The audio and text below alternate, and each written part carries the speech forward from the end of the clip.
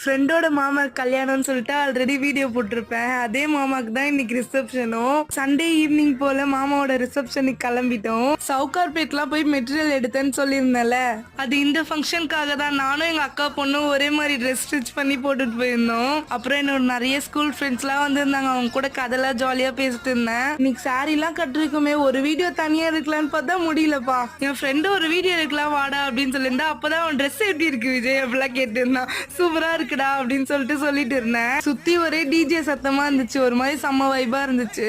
இவன் என்னோட school friend. அதாவது நாங்க எல்கேஜில இருந்து ஒன்னாதான் படிச்சோம். நீங்களும் இந்த மாதிரி உங்க ஸ்கூல் ஃப்ரெண்ட்ஸ் கூட இப்ப இருக்க கனெக்ஷன்ல இருக்கீங்களான்னு மறக்காம கமெண்ட் பண்ணிட்டு போங்க.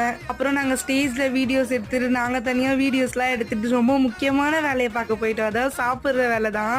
எல்லாரும் என்னை விட ஸ்பீடா சாப்பிடுறவங்களா கடகடன்னு சாப்பிட்டுட்டு போயிட்டாங்க. நான் தான் கடைசியா சாப்பிட்டுட்டு இருந்தேன். உங்களுக்கும் ஃபேமிலி மாதிரி கனெக்ட் ஆகிற ஃப்ரெண்ட்ஸ் இருந்தா மறக்காம அவங்கள டேக் பண்ணி கமெண்ட் பண்ணிட்டு போங்க.